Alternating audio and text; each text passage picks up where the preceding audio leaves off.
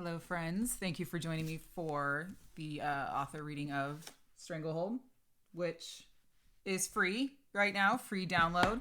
There is a paperback version available through Amazon, but right now, if you want a free download, go to Amazon, look up Stranglehold by Katherine Jeffries.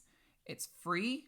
You can download it now, read it later. You can dive right in this weekend to help you pass the time during this extremely difficult challenge we're all facing of fighting the spread of coronavirus. And this is my thank you to all of you for protecting people like my son, who's high risk.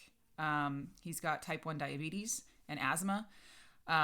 We're doing our best to pass the time in here. We're in severe lockdown, trying to prevent any access to him and protect his health. So I'm going to ease you into Stranglehold and start right from the beginning. Chapter 1. Gemma. The heater was on too high. The insides of my windows were beginning to fog, obscuring my view of the front doors of the sheriff's station. With shaky, blood-crusted fingers, I turned the dial to lessen the flow before resting my wounded head back on the supple leather headrest. I hadn't thought I would win the fight. I had gone into it with nothing but a crowbar. I was supposed to lose. I was supposed to be the one flat on the tile, blood sinking to the bottom of my body and out into the grout. I almost grieved for living, and I wondered if I should end it right there, right in my car, just outside the sheriff's station. That would secure my reputation as a monster. I could see the clickbait. 27-year-old local woman's murder-suicide spree ends in sheriff's station parking lot. There were protests planned for the next morning, citizens outraged at the dismissal of a case against a repeat child molester. The dismissal was based on the interpretation of a not constitutional but judicial search and seizure law that deemed all evidence against him inadmissible. He walked free and clear. And the locals were going to demonstrate outside the courthouse in the same complex as the sheriff's station. Maybe a well-meaning elderly man with a sign quoting the Bible would find my stiff body just after dawn. Maybe, until then, I could rot alone and in peace. No one would look into it. Someone like me simply wouldn't be missed. Someone like me in this era didn't have human rights, so no journalist would dig around, no concerned citizen would look into it, not even a clean cop would speak out. If someone heard a story someday of what I could do, of my potential to change things, they might shake their head in shame. They'd imagine only the good I could have done, not the immense evil that I could have facilitated had someone nefarious learned of how I could be used. Even so, even with the good it would do and the bad it would prevent, I couldn't end it. After all, I hadn't done all I could. I hadn't exhausted every option, and neither my father nor my God would forgive me if I didn't use every last ounce of might in me. No matter how much I had already lost, I wasn't down to nothing yet. But I felt completely empty, and I absently rested my hand on my belly, forcing all emotion deep into my gut so I wouldn't feel anything for what had been taken. A few deputies cruised out of the back gate, passing my car in their black and whites. One of them sipped his coffee, and the other talked loudly on his cell phone. Neither of them even bothered to eye my vehicle. I suppose there was nothing suspicious about a full-sized, fully loaded black Mercedes backed into a parking space across from the glass doors of the sheriff's station with its engine running. And although I normally loathed their apathy, I was grateful for it then. I knew that if they glanced in and saw me sitting there, black-clad and blood-soaked, I'd be cornered. And that wasn't how I'd imagined this. I wanted it to be simple. I wanted to walk in there, hand them the weapon, and let them arrest me, because it had gone too far, and I was part of the problem. The heat was starting to thicken the air, making it hard to breathe. I turned it off altogether, feeling the cold seep through the windows. The winters in the deserts outside of Los Angeles weren't comfortable, especially not in the evenings, and definitely not at midnight. And it was worse that my body was wet with blood. His blood, and a lot of mine. I was still shaking, and not from the cold. My breath shook out of me. My hands trembled no matter how I gripped the steering wheel, and I was even sure my heart shuddered at it as it forced its beat. And I wasn't shaking because I had almost died, and I wasn't shaking because I had killed him, but because worse would come if I didn't stop it. I wasn't afraid of prison. I knew how to handle myself, and I would put myself right where I needed to be. It would be easy. Seek out the most deserving woman in there, ask her the right questions, and then maybe make one simple, fatal wound and land myself in solitary confinement, and then do it over and over again as many times as necessary until they simply left me there, on death row. I imagined the quiet, I could almost feel the embrace of the safety of the thick stone walls. Everything would be cold and clean. No one would ever get to me. But there was a chance they wouldn't arrest me. In fact, it was almost guaranteed that they wouldn't. But it was at least worth a shot. I had never tried it before. The employees of my organization who were caught were either useless and were jailed or killed upon release. I wasn't useless. It might work. If it didn't, then things would get so much worse. I would be used to do things that would make the devil cringe, and I would be forced to hear their screams, see their tears, and taste my own. I would be used to hurt people, good people, and I couldn't allow it. I simply couldn't allow it.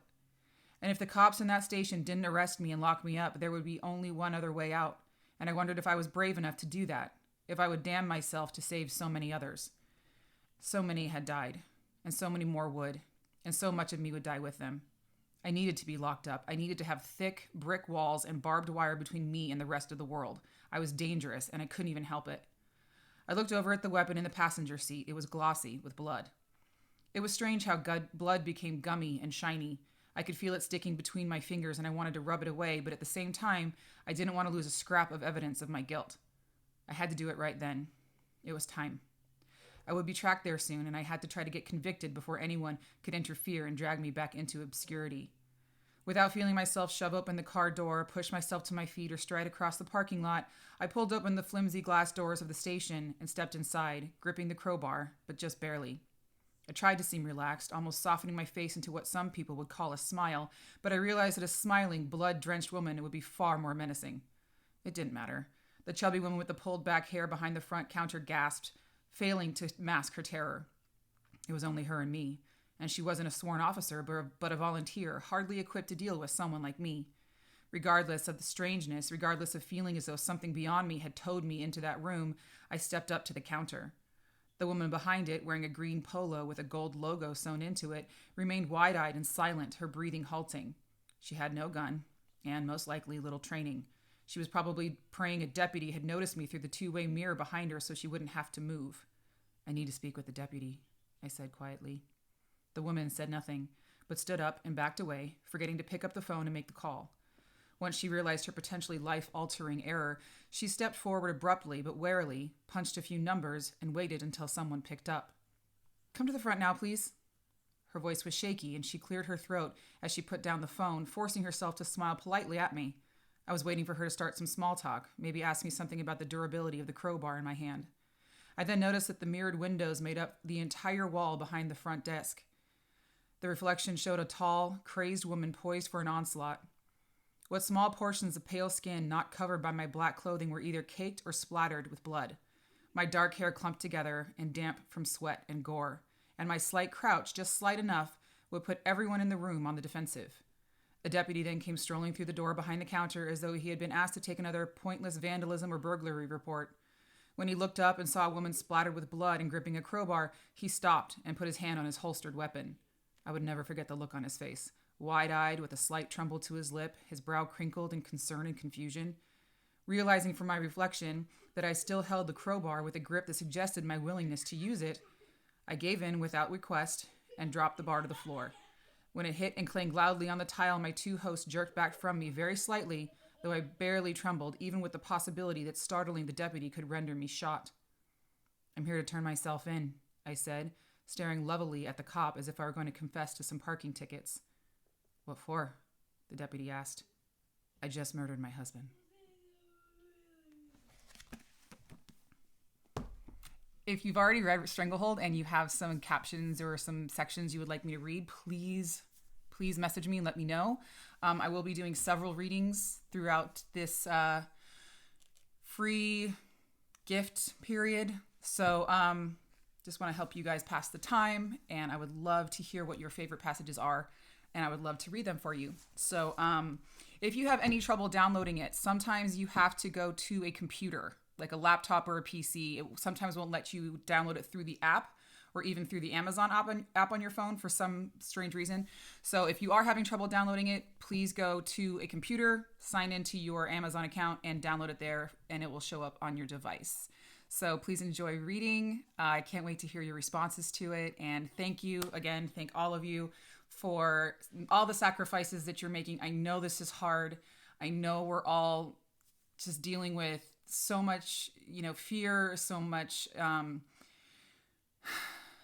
loss of our routine, of money, of security, of our creature comforts, and it's a really difficult time. So don't downplay how difficult this is for you. Make sure that you reach out, make sure that you connect, and just get through this as best as you can. So again, thank you all so much, and I can't wait to hear back from all of you. Enjoy, enjoy, enjoy.